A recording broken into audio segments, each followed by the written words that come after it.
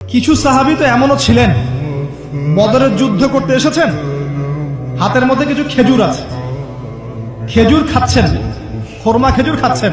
তখন নবী সাল্লাল্লাহু আলাইহি ওয়াসাল্লাম দাঁড়িয়ে ভাষণ দিচ্ছেন যে ওয়াসাবিকু ইলা মাগফিরাতিম মির রাব্বিকুম ওয়া জান্নাহ। ওই যে আয়াতটা আছে, তোমরা এগিয়ে চলো তোমাদের রবের ক্ষমার দিকে এবং জান্নাতের দিকে। আরদুহা কাআরদিস সামাই ওয়াল আরদ, যার প্রশস্ততা আসমান এবং জমিনের সমান। সাহাবী খেজুর খেতে খেতে খেজুরটা ফেলে দিলেন। আরেকজন সাহাবী জিজ্ঞাসা করলেন যে খেজুরটা ফেলে দিলেন কেন? তিনি বলছেন এই খেজুরগুলো খেতে অনেক সময় লেগে যাবে। নবী সাল্লাল্লাহু আলাইহি ওয়াসাল্লাম এমন কথা বলেছেন, এটা শোনার পরে আমি আর এক সেকেন্ড নষ্ট করতে যাচ্ছি না। খেজুর ফেলে দিয়ে যুদ্ধে ঝাঁপিয়ে পড়লেন, দেন শহীদ হয়ে জান্নাতে চলে গেলেন।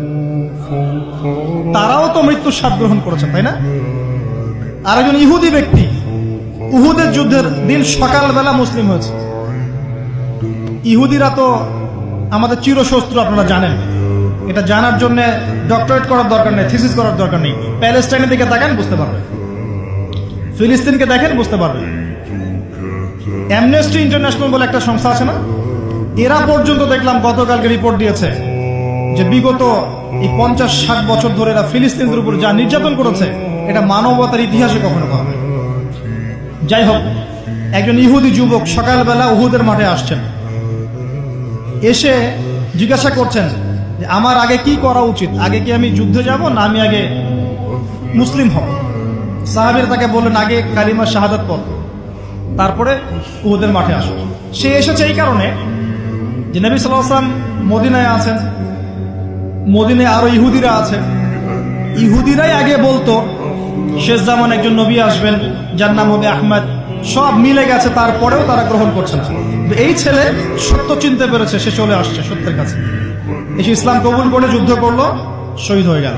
নবী সাল্লাল্লাহু আলাইহি ওয়াসাল্লাম দেখলেন তার লাশটা, দেখে বলছেন এই যুবক, ইহুদি যুবক এখানে কি করছে? সাহাবীরা বললেন সকালবেলা মুসলিম হয়েছে, যুদ্ধ করে শহীদ হয়ে গেছে রাসূলুল্লাহ। নবীজি বললেন সাল্লাল্লাহু আলাইহি ওয়াসাল্লাম আমিলা কালিল উজরা কাসীর, সে অল্প আমল করলো কিন্তু বিশাল পুরস্কার পেয়ে গেল। জীবন তো তাদেরও ছিল। এটা তো সশস্ত্র যুদ্ধের কথা বাদ দেন, নরমালি সুমাইয়া রাদিয়াল্লাহু আনহা, আবু জাহেল তাকে নির্যাতন করছে, তার লজ্জাস্থানে বর্ষা ঢুকিয়ে দিয়ে, চিন্তা করতে পারেন, লজ্জাস্থানে বর্ষা নিক্ষেপ করে হত্যা করলো।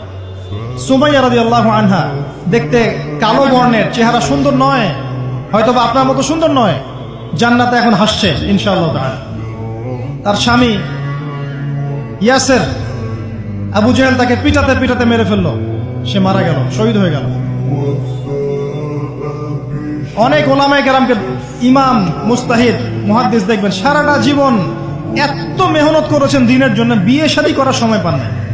এমনও আছেন ইমাম এবং মুহাদ্দিস, জীবন তো তাদেরও ছিল। শুধু সাহাবী কেন, তাবেঈদের দিকে তাকান, তাবেঈন তাকান, আমাদের 4 ইমামের দিকে তাকান। আবু হানিফা রাহিমাহুল্লাহ শেষ বয়সে জেলখানায়, কথিত আছে বিষ প্রয়োগে তাকে হত্যা করা হয়েছে। তার টাকার অভাব ছিল না, তিনি কিন্তু আমার মতো হতদরিদ্র ছিলেন না।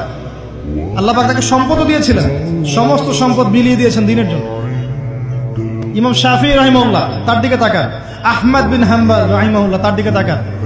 তাকে পিটানো হচ্ছে আর বাগদাদের রাস্তায় ঘোরানো হচ্ছে, কারণ সমাজের মানুষ ফতোয়া দিয়েছে একটা, তিনি ফতোয়া দিয়েছেন আরেকটা। ওই যে হিল্লা প্রথা আর ঠিকা বিবাহ নিয়ে আর কি।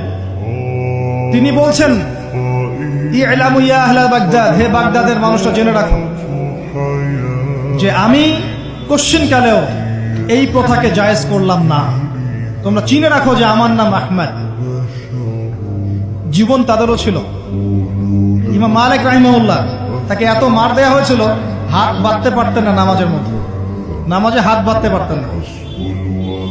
সাহাবীদের থেকে নেন, তাবেঈ থেকে নেন, তাবেঈ থেকে নেন, মুস্তাহিদ ইমাম থেকে নেন, দুনিয়ার জীবন তারাও কিন্তু ভোগ করেছেন, আর আমরাও ভোগ করছি।